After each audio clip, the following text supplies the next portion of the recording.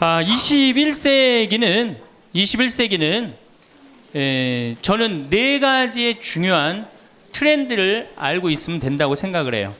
21세기는 여성의 시대고, 21세기는 노인의 시대고, 21세기는 서비스의 시대입니다. 또 21세기는 환경의 시대예요. 그래서 여러분들하고는 오늘 21세기는 여성의 시대와 21세기는 노인의 시대에 대한 이야기만 좀 하도록 하겠습니다. 3번에 제가 3번이 아니고 분당에 이렇게 나가보면은 먹자골목에 가보면 낮에 가보면은 전부 여자 천재예요. 여자들. 남자가 없어요. 남자가. 찜질방을 가봐도 여자 천재예요. 여자 천재. 우리나라 경제권을 집안에서 60%가 여자가 결정한대요. 남자가 얼마를 결정하냐면 13% 결정한대요. 우리나라는 남자들이 결정권이 없어요. 우리 집에 어머니만 봐도 완전히 여자의 팔자가 완전히 고쳐진 걸 볼 수 있어요. 우리 어머니가 처음 시집 오셔서 어디서 식사를 하셨느냐면 부엌 부뚜막에서 하셨어요. 부엌 부뚜막. 이렇게 여기다가 올려놓고 나물에 밥을 3분에 비벼 드셨대요. 지금도 어머니하고 이렇게 밥을 이렇게 먹으면 어머니가 3분 만에 드세요. 왜 이렇게 빨리 먹느냐 그러니까 시집 6.25 이전에 시집을 와갖고 밥을 빨리 먹어야만이 소 꼴도 먹이고 죽도 쓰고 애들 젖도 먹이고 어디 감히 시아버지하고 남편하고 밥을 먹느냐 이거예요. 근데 제가 어렸을 때 어머니가 어디서 식사를 하셨냐면 방 바닥에서 하셨어요. 방에 상도 많은데 꼭 바닥에서 밥그릇을 갖다 놓고 앉아서 드시더라고요. 저는 왜 밥상에 이렇게 자리도 있는데 꼭 어머니가 저렇게 방 바닥에서 드실까 이런 생각을 했어요. 근데 어머니는 사실은 출세한 거죠. 부엌에서 방으로 들어온 것만 해도 출세한 거예요. 네. 20년 만에 방에 들어와서 식사를 하신 거예요. 근데 제가 신학교에서 방학 때 와보니까 놀라운 일이 벌어지셨어요. 어머니 밥그릇이 밥상 위로 올라왔어요. 아버지하고 마주보고 식사를 하시더라고요. 이걸 뭐라고 그러냐면 맘먹는다고 그럽니다. 이때부터 맘먹기 시작하더라고요. 아버지하고. 목소리가 어머니 목소리가 그전에는 어머니 목소리가 커졌던 기억이 안 나는데 밥상 위에 밥그릇이 올라오면서부터 이게 어머니 목소리가 더 커지기 시작했어요. 근데 제가 이제 신부돼 갖고 한 달에 한 번 집에를 가는데 이젠 더 놀라운 일이 이제 벌어졌어요. 어떤 일이 벌어졌느냐면 이제 밥을 아버지가 차려 드세요. 어머니가 안 차려 주세요. 아버님 하시는 말씀이 엄마 성당 간다고 가방 들고 나가시면은 해 떨어지기 전까지는 안 들어온대요. 여러분들도 지금 오늘 아침에 상 차려놓고 지금 나왔죠? 남편이야 밥을 먹곤 말건 이게 완전히 세상이 바뀐 거죠. 어떻게 감히 남편 밥을 안 차려주고 강원도까지 옵니까? 점심 한 끼인데요. 뭐 이렇게 간이 커졌다니까 여자들이. 자, 그런데 우리 아버님은 한 달에 레지오 4일, 그 다음에 구역 밥모임 4일, 그리고 당신 개모임 한 4일, 12일을 나가서 드세요. 어머니가. 아버님이 12일을 밥을 차려 드시는데 불만을 안 삼으세요. 무슨 생각으로 불만을 안 삼나 했더니 이 늙은 나이에 내가 이 집에서 쫓겨나지 않고 밥 세끼 얻어먹는 것만 해도 감사하다. 여러분들 젊은 사람들의 이혼은 줄어드는데 황혼 이혼은 지금 늘어나고 있어요. 황혼 이혼은. 그러니까 늙어서 안 쫓겨나는 게 그것도 여자한테 안 쫓겨나면 감지덕지한 거죠. 그러니까 세월이 50년 만에 완전히 바뀐 거예요. 여러분들 2002년에 판사 임용고시에 1등부터 10등까지 6명이 여자였어요. 2006년에 판사가 110명이 됐는데 남자가 56명, 여자가 54명. 근데 2007년에 판사가 90명이 임용이 됐는데 남자가 38명, 여자가 52명, 남자가 38명. 그러니까 2배가 많은 거예요. 예. 훨씬 여자가 많은 거예요. 이 작년에 외모고시 31명이 합격을 했는데 남자가 10명, 여자가 21명. 이 놀라운 통계입니다. 제가 2군 사령부에 가서 강의를 한 적이 있어요. 2군 해군 평택에 있는 장병 한 1000명한테 강의를 했어요. 환경 강의를 하고 끝나고 나왔는데 거기 소령님이 저한테 부대를 구경시켜줘요. 제가 이 군 부대 강의를 많이 들어가는데 꼭 군대 가면 자기 부대를 꼭 구경시켜줘요. 2군 해군 사령부가 서해 교전한 부대예요. 그 배 막 올려져 있고 배도 구경시켜주고. 근데 이제 3,000톤급 구축함을 이렇게 했는데 뭐 포가 얼고 배길이가 뭐 100m고 막 설명을 해주는데 옆에 대위 3명이 딱 걸어가는데 여자 대위가 어깨가 딱 벌어진 키가 1m 70이 넘는데 3,000톤급 구축함은 눈에 안 들어오고 여자만 내가 이렇게 고개가 돌아갔어요. 그랬더니 이 소령님이 저한테 그러더라고요. 신부님 멋있느냐고. 아우 멋있다고. 그랬더니 그 소령님 하시는 말씀이 자기는 쟤네들만 보면 무섭대요. 왜 무서우냐? 이게 쟤네들이 그 있는 부대 그 중대하고 남자 대위 부대하고 이렇게 축구 시합하면요 꼭 여자 부대 애들이 이긴대요. 중대장. 왜? 이 군대가 얼마나 삭막해요. 그 삭막한 군대에 자기 중대장님이 여자야. 그러니까 이 시합을 하면 그 여자 중대장님을 위해서 목숨을 바쳐서 뛰는 거예요.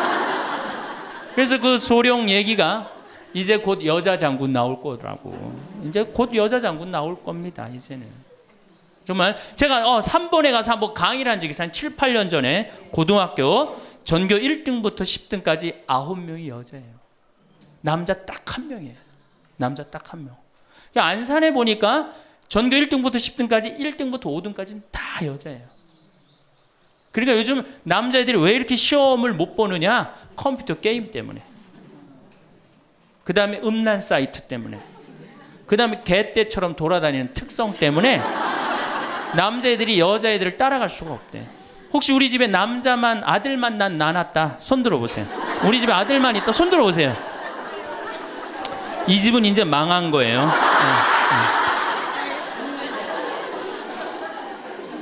여러분들이 지금 조금 새마을 쪽으로 멀리 돌아오셨는데 거기에 횡성고등학교 민족 4강 고등학교가 있어요.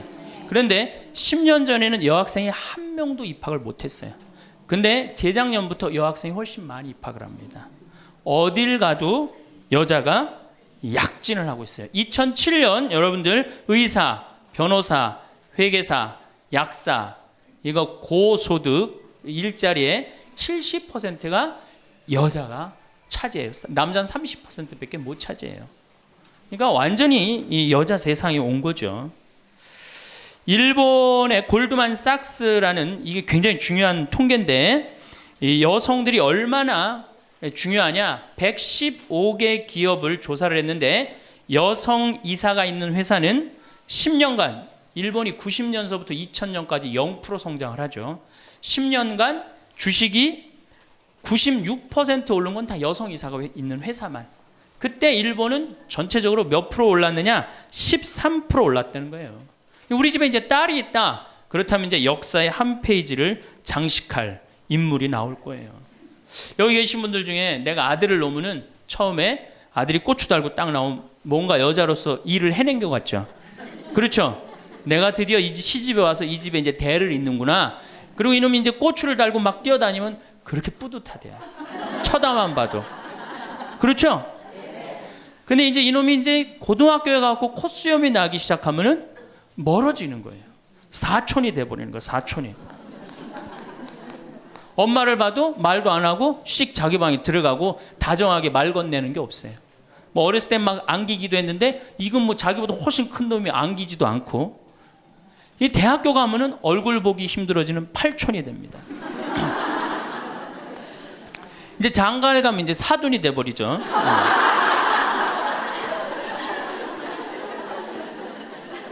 제가 여기 여러분들 노인대학에 옵니다. 이렇게 1박 2일로 100분 정도 와요. 한 100명 정도 노인대학에 오면은 딱 티가 나요. 저 할머니는 아들밖에 없구나. 저 할머니는 딸이 있구나. 확 티가 나요. 아들만 있는 할머니들은 옷을 이상하게 입고 와요.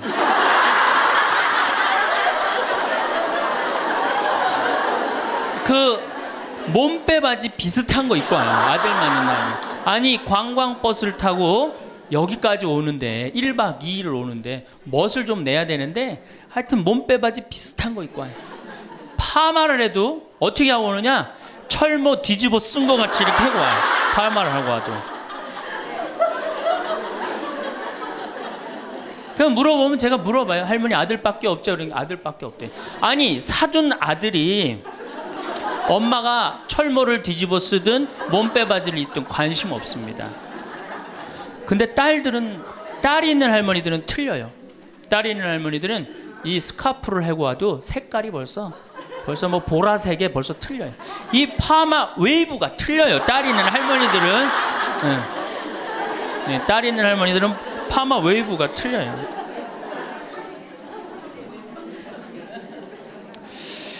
그렇다고 그러죠. 똑똑한 자식은 나라의 자식이 됩니다. 그렇죠? 똑똑한 아들 자식은 나라의 자식이 되고 돈 많은 자식은 그렇지 사돈의 자식이 되고 이게 어리삐리한 것만 내 아들로 남아서 평생 고생시키는 거예요. 어리삐리한 것만 내 아들로 남아서 평생을 고생시켜요. 그러니까 여러분들 중에 아들이 있다고 행복하고 뭐 믿고 완전히 시대를 잘못 알고 있는 거예요.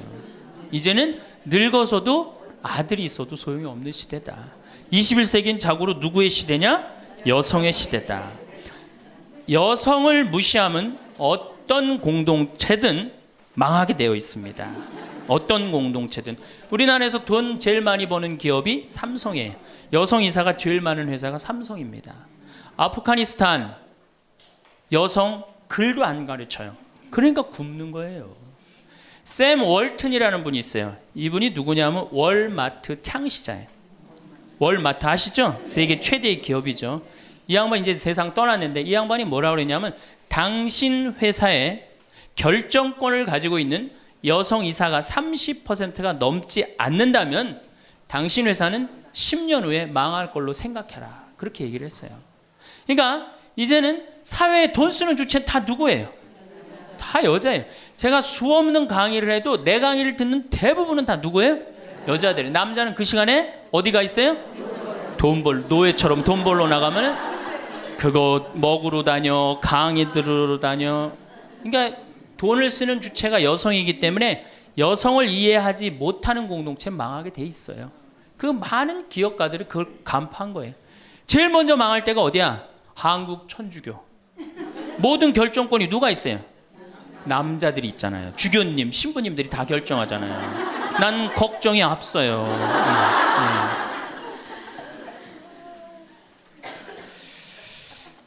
사회는 변해가는데 교회는 이 엄청난 시대의 변화를 이해하지 못하고 있어요. 따라가지 못하는 거죠. 그러니까 성당 나오는 대부분의 정말로 이 신앙생활하는 대부분의 우리 고객은 신앙생활하는 교우들은 누구예요? 여성이란 말이야. 근데 신부들이 뭘 알아요? 여러분이 뭐 때문에 괴로워하는지 알아요? 몰라요. 한 걸음 건너는 거예요.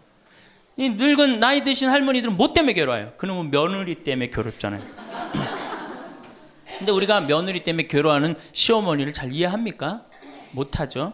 젊은 여러분들은 뭐 때문에? 죽지도 않는 시어머니 때문에 괴롭잖아요. 성당에 와서 앉아 있어도 답답한 거예요. 정말 그런 뻥 뚫리는 얘기 별로 못 들어요. 그러니까 우리 천주교가 사실은 뭐 400만이다 500만이라 그래도 미사 참여는 120만 밖에 참여를 안 합니다. 그러니까 네 식구 중에 한 식구만 주일날 와서 밥 먹는 거예요. 망한 거죠. 사실은 엄격하게 보면은. 근데 이런 심각성을 잘 못 느끼고 있는 거예요. 그러면은 여성들이 왜 이렇게 갑자기 살기 좋은 세상이 됐느냐? 이유가 있어요. 20세기에 10대 발명품이 있습니다. 여러분들 그게 뭐냐면은 상대성 이론, 원자탄 2차 세계대전을 끝낸 거, 페르마의 마지막 정리, 자동차, 비행기, DNA 이중 나선 구조, PC, 인터넷, 물리학의 양자역학. 이게 20세기 최대의 발명품인데 최대의 발명품은 1961년 독일 쉘링사에서 나온 아나보나라는 피임약이에요. 그럼 피임약이 나오기 전에 우리 어머니 세대, 70, 80이 된 어머니 세대는 애를 몇 낳았어요? 10명. 아, 멋있는 말 없어요? 한타스. 그건 멋있는 말이 아니에요. 우리 어머니 세대는 어떻게 힘 닿는 대로 낳죠. 힘 닿는 대로. 그런데 이거보다 더 멋있는 말이 있어요. 생기는 대로. 얼마 전에 충청도 레지아 그 강의를 갔는데 거기서는 충청도 사람들은 또 우리하고 생각이 틀리더라고. 닥치는 대로 낳대요.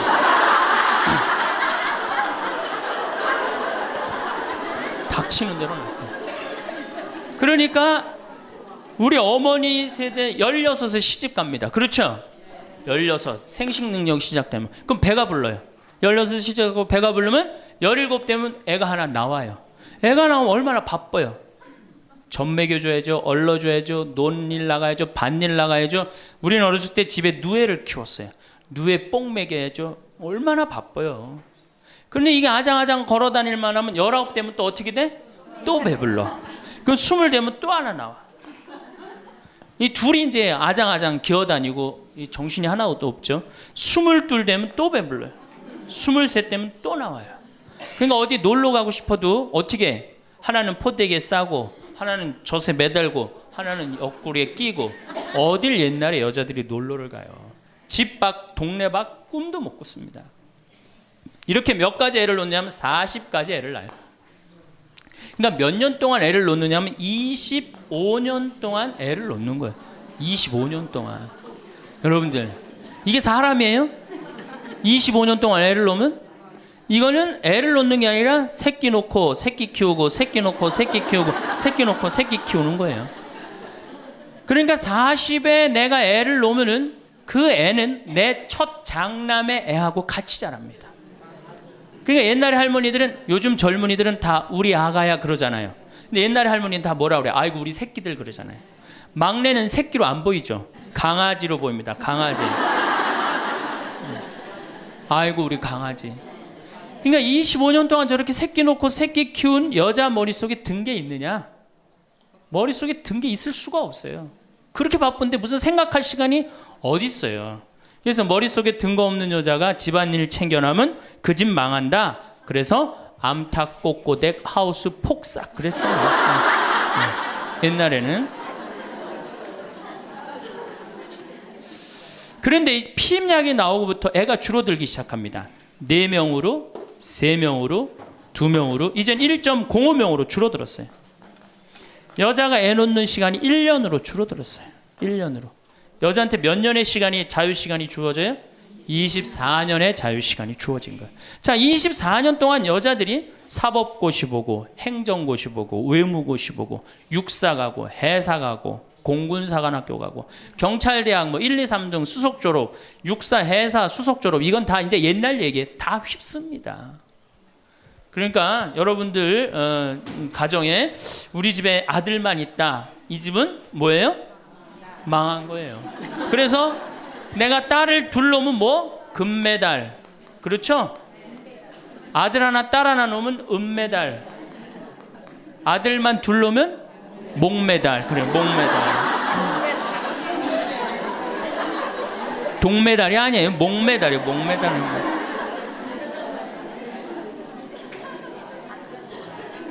그런데 문제는 이렇게 여자들이 살기 좋은 세상이 됐어요. 이렇게 살기 좋은 세상이 됐는데 참 불행하게도 대한민국에서는 여자들이 이 사회를 주도해 나가는 주도 세력이 못 됩니다. 왜냐하면 16대 때 우리나라 여성 국회의원이 16명에서 300명 중에 5.4%, 17대 때는 39명, 300명 중에 그러니까 12%, 13%예요. 그런데 여러분들 정말로 잘 산다는 스웨덴은 국회의원이 42.7%, 덴마크는 29.8%, 30%예요. 그러니까 여성들이 사회에 진출해서 그 사회를 변화시키려고 굉장히 노력을 해요. 근데 우리나라 여성들은 사회가 뒤집어지든 엎어지든 지금 바로 여러분들 세대, 지금 30대, 40대, 50대 요 세대들은 관심이 없어요. 엎어지든 뒤집어지든. 지금 여러분들 우리나라 4급 공무원 100명 중에 여자 공무원이 몇 명인 줄 아세요? 딱 5명이에요. 그러니까 미국의 대사분이 우리나라에 이제 있다가 이제 미국에 가면서 한 신문의 칼럼에 글을 쓰고 갔어요. 대한민국 이상하다. 이렇게 여자들이 대학까지 나오는, 이렇게 많이 나오는 나라도 없다. 그런데 대학까지 나온 이 고급 인력이 시집만 가면 다 자기를 관둔다. 참 이상하다. 그래서 한국이 발전을 못하는 거예요. 그 인력이 어떻게 그대로 다 계속 사회를 위해서 노력을 해야 되거든요. 우리가 $10,000에서 $20,000로 넘어갈 때 여성의 사회 참여율이 모든 국가를 통계를 빼보니까 9% 정도 증가했대요. 여성들이 사회에 나가는 게. 우리나라는 1.6%. 사회 안 나가는 거예요. 왜 안 나가요? 두 가지 때문에 안 나갑니다. 이 두 가지, 이 병을 고치지 않는 한 우리나라는 선진국으로 가기도 힘들고 대한민국 정말 행복한 나라로 가기도 힘들어요. 첫 번째 뭐냐? 자식 교육. 여기에 미쳐 있어요. 요즘 내가 이렇게 방송을 보면은 정말로 정신없구나 이런 생각이 들어요. 두 번째로는 텔레비전. 이게 또 방송으로 나가겠지만 이 텔레비전님에 미쳐 있어요. 텔레비전. 이 두 가지 여자들이 완전히 미쳐서 사회에 건강한 세력이 되지 못하는 거예요. 그럼 자식 교육을 가만히 보면은 한번 보세요. 내가 이제 딱 아기를 가졌어. 임신을 했어. 요즘 젊은 엄마들이 임신을 딱 하면은 얼마나 이뻐요. 지금 이제 해도 나고 이제 조금 있으면 더 멋있어질 것 같은데 강도 예쁘고 산도 예쁘고 꽃도 예쁘고 하늘도 예쁘잖아요. 그럼 내가 세상에 태어나갖고 정말 이렇게 행복하게 살았으면 좋겠다 이런 생각하는 엄마들 거의 없어요. 임신을 하는 순간 내 뱃속에 서울대학 C가 들어왔다고 생각을 해요. 이게 얼마나 불행해요. 그래갖고 뱃속에 있는 애한테 글자를 가르칩니다.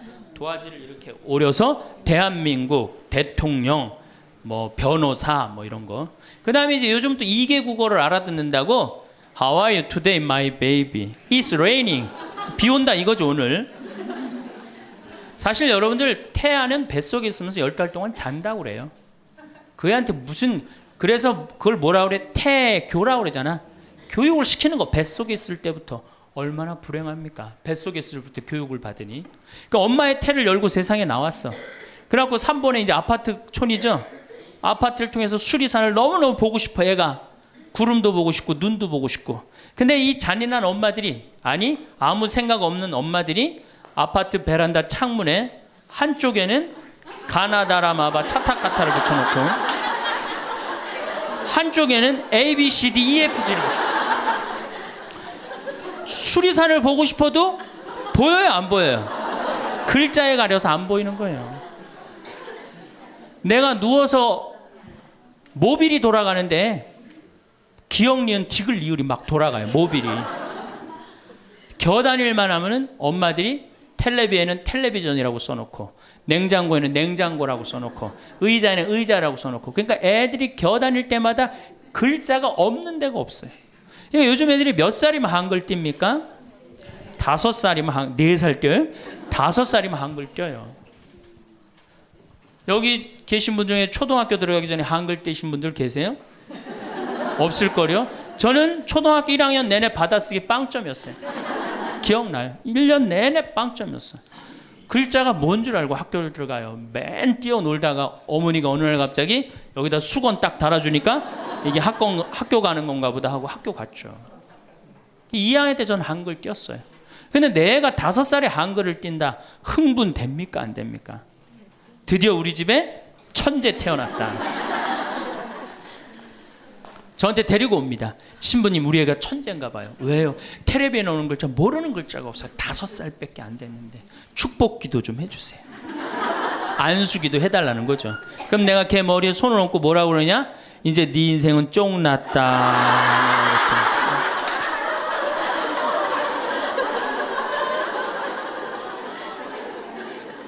왜? 피아제나 썸머힐이나 몬테소리 같은 유아 교육 이론을 가만히 읽어보면요. 3살, 4살, 5살 때 뇌의 75%가 형성된대요. 이때 고정적인 개념을 가르치지 말라고 그래요. 근데 이 글자를 가르치면 글자는 잘 알지만 뭐를 몰라? 다른 걸 모르는 거예요. 그야말로 이제 똑똑 바보가 되는 거죠. 저한테 이렇게 말하는 엄마들이 참 많아요. 신부님, 우리 애가 머리는 똑똑한데 노력을 안 한다고. 어림도 없는 소리예요. 왜? 얘는 이제 머리가 완전히 막혀 있는 거예요. 이때 어떻게 해야 돼? 저는 어렸을 때 요때 어떻게 자랐느냐면은 스레트에 막 기어다니다가 떨어져갖고 끓는 물에도 떨어져 봤어요. 아, 이게 끓는 물에 떨어지면 뒤는구나. 그 다음에 팽이 깎는다고 막 낫으로 깎다가 여기 쳐갖고 아직도 여기 이 상처가 있어요. 5살 때 확 뼈까지 잘라갖고 이게 잘라지는 거구나. 이러면서 애가 뭐를 이해해? 세상을 이해한단 말이야. 세상 돌아가는 이치를 깨닫는단 말이야. 그때 돌아가면서. 근데 책상 앞에서 글자만 배운 애는 다른 경험이 전혀 없는 거예요. 그래서 나는 초등학교 때 이렇게 성당에 이렇게 오는 엄마들, 내가 이제 다음 주에도 이제 유치원에 가서 강의를 하는데 엄마들이 그렇게 하는 엄마들이 참 많아. 너 바보야? 왜 이거하고 연결할 줄을 몰라? 이렇게 이해가 안 돼? 그렇게 막 화내는 엄마들 되게 많아요. 여러분들도 자식들 키우면서 이렇게 화낸 자식 있어요, 없어요? 분명히 있는 애는 이제 걔는 똑똑 바보예요. 왜냐하면 하나만 알고 다른 걸 모르는 거예요. 그래갖고 이제 천재인 줄 알고 초등학교에 들여놨더니 남들하고 섞어 놓으니까 어때요? 똑같은 애. 이때부터 이제 학원에 보내기 시작하는 거예요. 무슨 영어 학원, 속셈 학원, 웅변 학원, 피아노 학원, 무슨 요즘 서당도 있다고 그래. 서당. 저는요, 지금 우리나라 여자들이 얼마나 정신없느냐면요, 무슨 특목 유치원이 있대요. 고등학교 가기 위한 특목 유치원이 있다는 거예요. 이건 초등학교도 아니고, 그래서 9시부터 2시까지 공부를 하고 2시부터 4시까지 시험을 보고 간대요. 6살, 7살짜리 아이가 세상을 막 느끼고 누리고 행복하게 살아가야 되는데 머릿속에 뭐가 들어있는 건지 모르는 거죠. 내 아이가 어떻게 살면 행복한지를 모르는 거죠. 1등만 하면 행복하다고 생각을 하는 거예요. 이게 우리나라의 불행의 시작입니다. 전 국민이 불행한 이유 중에 하나예요. 그러니까 이게 돈이 얼마가 들어가? 20조가 사교육비로 들어간다는 거죠. 20조가. 큰 문제죠. 그래갖고 이제 초등학교 때는 엄마 말을 듣습니다. 왜? 엄마가 나보다 크니까. 때리면 맞아야 되고, 그리고 그때는 막 똑똑하지도 않잖아, 얘가. 근데 딱 6학년만 넘어서 갖고 중학교 1학년만 되면요, 갑자기 엄마보다 애가 커져요. 딸은 그래도 괜찮아. 아들놈이 이렇게 커지면요, 확 커집니다. 그래갖고 이제 학원을 땡땡이를 깠어, 애가. 너 이놈의 새끼 왜 학원 땡땡이 까고 그래? 너 공부 빨리 해야지. 좋은 대학 가서 너 출세하고 행복하지. 뭐가 좋은 대학 가는 게 행복해? 그래갖고 딱 때리려고 그러면, 말 안 들으면 때리려고 그러죠. 여러분들 그러죠? 그러면 이제 아들이 딱 엄마 손을 딱 잡고 내려다보면서 중요한 게 있어요. 흰 눈동자 95%, 까만 눈동자 5%를 확 뒤집으면서 엄마를 밀쳐내면서 뭐라 그러냐면은, 이거 왜 때리냐고, 말로 하자고. 여러분들, 중고등학교 자식한테 맞는 부모가 14%예요. 이 지금 웃으면서 우리가 얘기를 해서 그렇지 실질적으로 심각한 가정 너무나 많습니다. 실질적으로. 왜? 엄마가 어디 있어? 우리 애들한테 관리자만 있지. 얼마 전에 반포 성당에서 교육을 받으러 오셨어요. 강의 끝나고 반포 자매님 한 분이 저하고 얘기를 할 기회가 있어서, 신부님 제가 중국집을 합니다. 그래도 반포에서 합니다. 꽤 잘 되는 음식점입니다. 제가 중국 음식점에 엄마들이 점심 때 갖고 탕수육 하나 시켜갖고 애 스케줄 관리해 준다는 거예요. 아니 그거 시켜놓고 학원 어디 가고 몇 시에 뭐 가고. 야, 애가 행복할 것 같아요? 어림도 없는 소리예요. 그러니까 얘네들이 무슨 병에 걸리냐면 번아웃 병에 걸려요. 하느님 인간으로 태어났으면 10살 때 쓸 거 20살 때, 30살 때, 40살 때, 50살 때 쓸 에너지를 줬는데 이거를 유치원부터 초등학교 때까지 다 태워 없앤 거예요. 그러니까 중학교만 올라가면 애가 에너지가 하나도 없어. 텅 비었어. 그래갖고 무슨 병에 걸리냐면 귀찮아 병에 걸려. 뭐 좀 하자 그러면 뭐라 그래? 엄마 귀찮아. 좀 놔도. 아무것도 하기 싫은 거예요. 그렇게 시달렸으니, 아니 초등학교 때는 4시간, 8살짜리가 4시간 공부하면 많이 한 거 아니에요? 공부? 근데 요즘 애들이 어떻게 해요? 밤 10시까지 학원을 다녀요. 그래서 한 애가 자살을 했잖아요. 근데 유서를 썼는데 뭐라고 써놓고, 아버지는 8시에 들어오는데 왜 내가 10시에 들어와야 되느냐. 4학년 애가 초등학교. 이렇게 인생이 힘든 거라면 죽겠다. 그리고 뛰어내려서 죽었어요. 이거 누가 만드는 거예요? 여러분들이 만드는 거예요. 여러분들이 도대체 인생을 어떻게 살면 행복하고, 우리가 내 아이에 맞게 살아가야 되는데 내 아이가 공부만 못하면 뭐라 그래? 너 커서 뭐가 될래? 근데 유태인들은요, 공부를 못해도 애 기를 안 죽인대요. 우리는 공부 못하면 애 기죽여, 인간성 나빠, 불효자의 천하의 몹쓸 놈이야, 꼴뚱하면은. 근데 유태인들은요, 꼴뚱하면은요, 부모가 애 기를 절대 안 죽인다. 꼴뚱하는 것도 서러운데 집에서 기까지 죽이면 애는 어디로 가라고. 그러니까 너 꼴뚱해도 괜찮아. 커서 돈만 많이 벌어. 지금 반에서 1, 2등 하는 애들 다 나중에 비서로 쓰고 회계사로 쓰면 돼. 걔네들 지금 열심히 공부하는 이유가 다 너를 위해서 공부하는 거야. 완전히 애 기를 살려주는 거예요. 그러니까 스티븐 스필버그가 나오는 거예요. 여러분들, 스티븐 스필버그가 고등학교 2학년 때 학교 적응을 못해서 학교를 관둡니다. 그리고 지지나 반에 편성돼요. 지지나 반에. 그런데 엄마가 어떻게 했느냐? 우리 아들은 영화를 좋아하니까, 우리 아들은 상상력이 좋으니까 훌륭할 거야. 끊임없이 아이의 기를 살려줘요. 이 사람이 어떻게 됐어요? 세계 최고의 감독이 된 거예요. 그 상상력 하나만 가지고.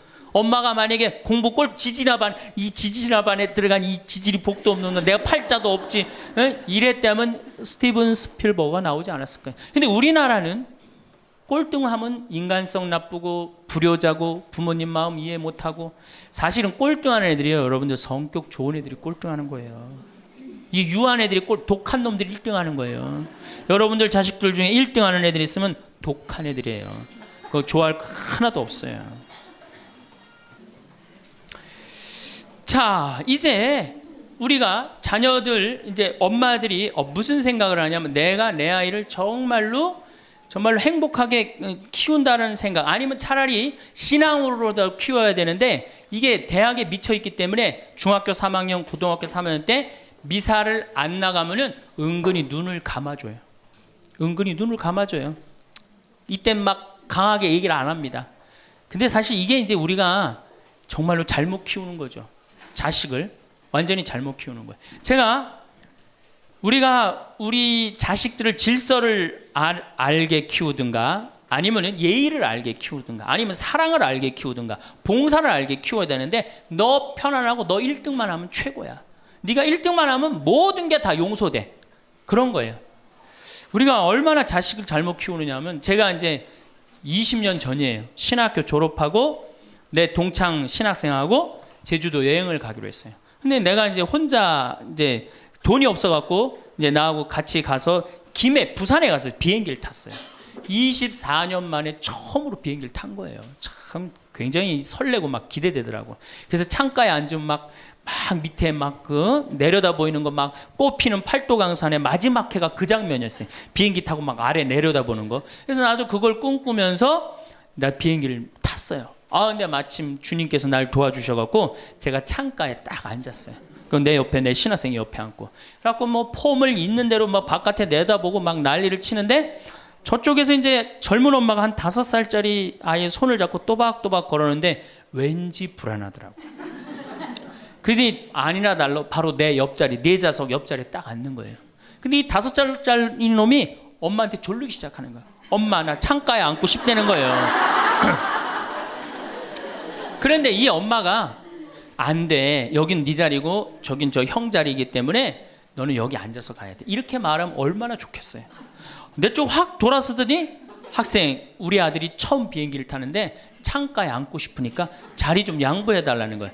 여러분들, 5년 만에 처음 탄 놈이랑 24년 만에 처음 탄 놈이랑 어느 놈이 더 애절할 것 같아요?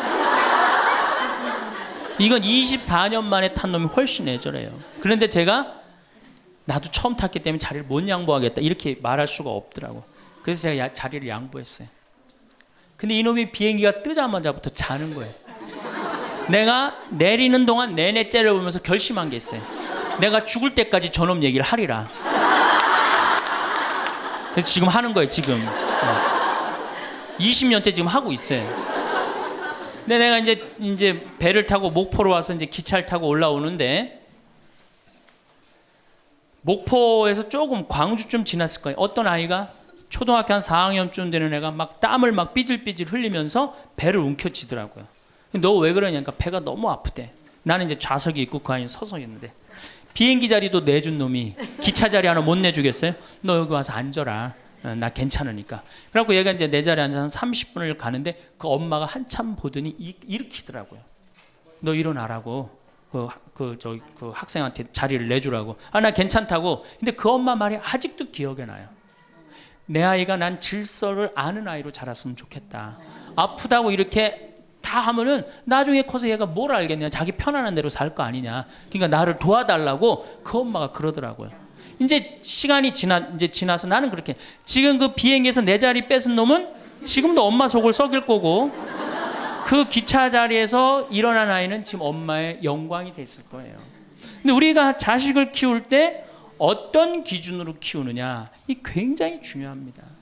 어쨌든 신부님은 결혼을 안 해갖고 자식의 소중함을 몰라서 그런 답답한 소리를 합니다. 그래갖고 이제 어떻게 내 아이가 이제 서울대학을 갈 줄 알았더니 지방 무슨 제3대학을 졸업을 했어. 네. 졸업을 해갖고 취직을 했어. 그럼 부모 역할 다 한 거야, 안 해요? 부모 역할 다 한 거예요. 역사적으로 자식이 농사를 지을 줄 알았으면 부모 역할 다 했어요. 공자님 시대 평균 연령이 몇 세였냐면 38세였어요. 16에 시집을 가갖고 32, 33 때면 내 아이가 16이 됐을 때 부모가 기다려줬어요? 안 기다려줬어요? 안 기다려줬어요. 죽었어요. 그러니까 옛날에는 자식이 부모한테 애절합니까? 안 애절합니까? 애절해요. 죽지 말라고. 그러니까 옛날에는 장남이 어머니 아버지 돌아가시면 어떻게 손가락 깨물어서 단지해드렸어요. 입에다 피 넣어드렸어요. 그건 어느 장남이나 부모가 30대 돌아가면 다 합니다. 그리고 허벅지 잘라갖고 고기 먹고 싶다면 자기가 직접 해주고. 그게 뭐 상상이 안 가는 일이지만 옛날에는 그게 가능했어요. 왜? 이렇게 날 키우고 지금 죽으면 어떻게 하느냐. 그리고 옛날에 장남이 죽지 말라고 그러는 이유가 있어요. 왜 죽지 말라고 그러면 동생이 13, 17, 4, 1살이란 말이야. 아니 이렇게 나눠놓고 지금 죽으면 이거 누가 키워야 돼? 장남이 키워야 되잖아요. 그러니까 죽지 말라고 그랬던 거예요. 근데 우리 어머니가 60까지 살았어. 그러면은 이 1살이 시집 장가 가는 나이예요.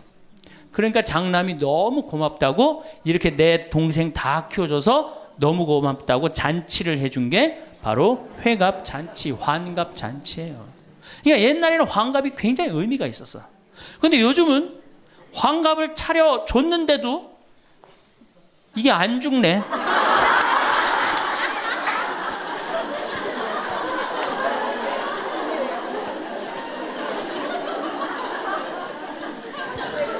그 노노 2인 4편에 뭐라 그러냐면 너희는 부모의 나이를 꼭 기억해둬라. 부모를 모실 날이 얼마 남지 않은 것을 생각하고 그 다음에 부모가 살 날이 얼마 남지 않은 것을 생각하고 부모의 나이를 꼭 기억하라고 했어요. 나는 그걸 읽고 우리 어머니가 살 날이 얼마 남지 않았구나 그런 생각을 하고 매년 나이를 기억해뒀어요. 근데 이제는 포기했어요. 헷갈려요. 몇 살을 사시는지. 그리고 어머니가 60대 뭐라고 그러셨느냐면은 에휴 늙으면 죽어야 돼. 늙으면 죽어야 돼. 그래서 그때 굉장히 내가 그 논어를 막 한참 읽을 때라 정말로 내가 부모한테 잘해야 되겠구나. 본수원 갈비집에 가고 갈비 한 번 더 사드리고 전화 한 번 더 드리고 했어요. 근데 이제 요즘은 이제 그 얘기 들으면 막 화가 나요. 그 얘기 한 지 벌써 16년이 지났어요. 죽을 기미가 안 보여요. 그래서 제가 2년 전에 어머니한테 가서 그랬어요. 어머니 자식들 앞에서 이제 늙으면 죽는다는 소리 하지 말아라. 자식들 사기치는 것도 아니고 이게 뭐냐. 그런데 설날 집에를 갔는데 어머니가 이게 자식들이 거실에 꽉 찼는데 무슨 속상한 얘기를 하는데 늙으면 죽 그러다 저하고 눈이 딱 마주쳤어요. 늙으면 죽 그러시다 마시더라고요. 이제 늙어도 안 죽어요. 여러분들 평균 연령이 지금 83세입니다. 그러니까 대부분이 90까지 살아요. 재수 없으면 100살까지 살아요. 여러분들은 몇 년을 사냐면 120년을 삽니다. 그럼 몇 년 남은 거예요? 여러분들 자식들한테 공부 못하는 자식한테 너 늙어 커서 뭐가 될래? 이거 말하는 정신이 있으면은 난 늙어서 뭐가 될까? 이거 먼저 걱정하셔야 돼요. 여러분들 앞으로도 50년, 60년 남아있어요. 근데 이렇게 오래 살 줄 모르고 있는 돈 없는 돈 누구한테 다 쏟아붓어? 자식한테 다 쏟아붓어요. 있는 돈 없는 돈. 그리고 맨 손가락 빨면서 50년을 산다. 이건 축복이 아니라 저주예요. 저주. 정말로 생각 잘 하셔야 돼요. 우리나라 여성들 지금 자식한테 지금 학원비 1년에 20조 쏟아 넣을 일이 아니에요. 늙어서 죽지 않으면 결국은 누구하고 힘들어져요? 자식하고 힘들어질 거 아니야. 돈은 한 푼 없지. 자식은 그래도 공부시켰다고 쳐다는 보는데 죽지도 않고 계속 그것도 1, 2년도 아니고 40년, 50년 이렇게 보고 있으면 어때요, 여러분들? 이 생각하면 딱 쉬워요. 여러분들 주위에 40살 먹은 아들이 장가도 안 가고 빈둥빈둥 엄마 주위에서 이렇게 붙어서 살아. 40살 된 딸이 시집도 안 가고 엄마 아빠 옆에서 붙어서 살아. 그 딸 이뻐요, 미워요? 밉죠? 반대로 뒤집어서 생각해 봅시다. 우리 엄마가 90이 됐는데 죽지도 않고 빈둥빈둥 나한테 매달려서 살아. 그럼 그 자식 이쁠 것 같아요? 부모가 이쁠 것 같아요? 안 이쁠 것 같아요? 미워요. 이건 어쩔 수 없어요. 특히 아들이 모시는 게 아니잖아요. 며느리한테 얹혀 살면 더 힘든 거예요. 이 우리 현실의 현실. 계산상 안 맞아. 계산상 20년 키웠으면 20년어치만 받아 먹어야 될 거 아니야. 안 그래요? 20년 키웠으면 20년어치만 받아 먹으면 되잖아. 근데 이건 20년 키우고 지금 50년 뭐 60년 이렇게 받아 먹게 생겼어요. 내가 고등학교 3학년 때까지 어머니 아버지가 저를 키워줬어요. 고등학교 3학년 때까지 참 고맙더라고요. 신부가 돼서 그런 생각했어요. 그래도 옛날에는 뭐 신부가 집안 떠난다 그러지만 지금은 뭐 집안하고 신부하고 연관이 많아요. 그래서 내가 그래도 어머니 아버지가 나를 20년 키워줬으니까 내가 20년은 갚으리라. 20년 얻어먹었으니까 20년은 갚으리라. 그런 생각을 했어요. 참 기특한 생각을 했죠. 내 첫 활동비가 46만 원이었어요. 어머니 2만 5천 원, 아버지 2만 5천 원. 용돈을 드리기 시작했어요. 한 달.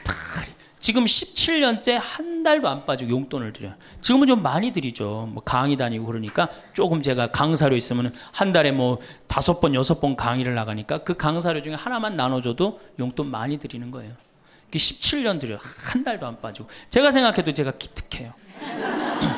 이제 3년만 하면 끝나는 거예요, 이제.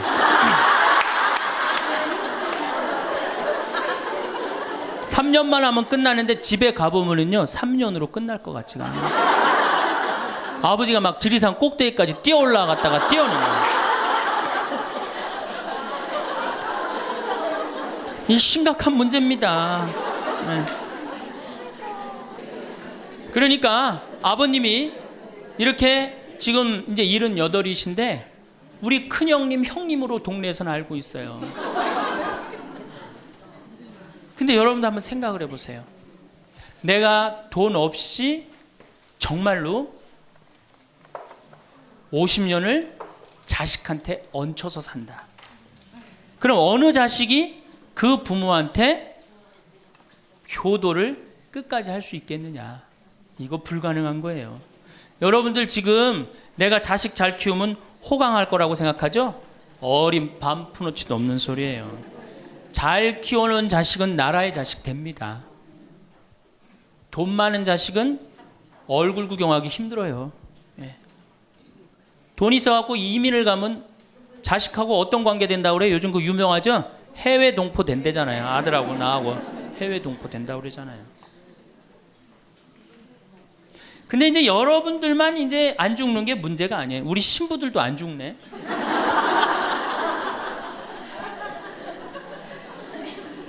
신부들이 내가 신부 될 때 우리 수원교회 은퇴사제가 한 분 계셨어요.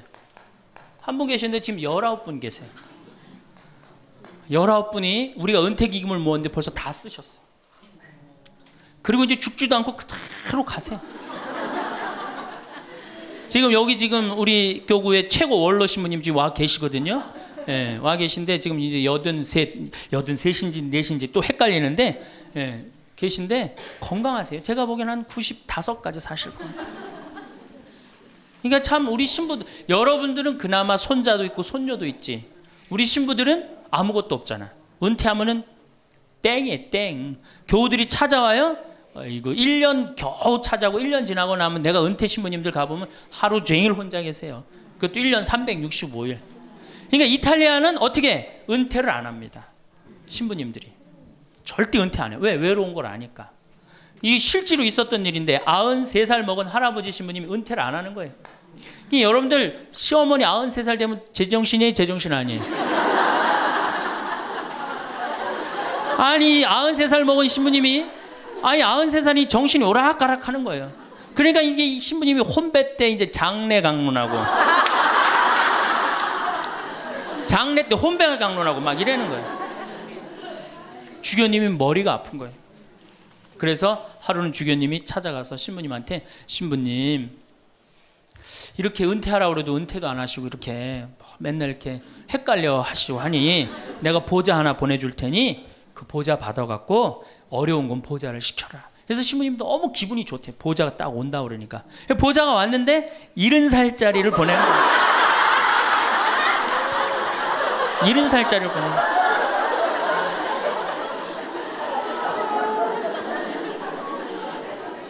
이제 여러분들 인생은요 60부터라는 거 옛날에 많이 들었죠? 실질적으로 인생은 60부터예요. 우리 이런 노래 알죠? 노세 노세 젊어 노세 늙어지면 못 노나니 이런 노래 있죠. 이게 100년 전에 우리 조선시대의 평균 연령이 46세였어요. 이때는 늙어서 놀 수가 없었어. 왜? 젊어서 다 죽었으니까. 근데 이 노래 이제 완전히 고쳐야 돼. 노세 노세 늙어 노세 늙어지면 안 죽나니 이제 안 죽어요. 이제 안 죽어요. 이제 제가 다음 시간에는 그럼 노년에 대한 이해에 대한 말씀을 드릴 겁니다. 왜 우리가 노년을 잘 이해해야 되느냐? 이게 우리 사회에 아주 중요한 문제이기 때문이에요. 아주 중요한 문제예요. 그리고 자식교육, 아까 자식교육하고 텔레비전, 이 텔레비전님을 우리가 쳐 없애야만이 우리가 행복한 삶을 살 수 있어요. 그래서 여러분들 다음 시간에는 제가 이 두 가지에 대해서 좀 자세히 이야기하도록 하겠습니다. 네. 감사합니다.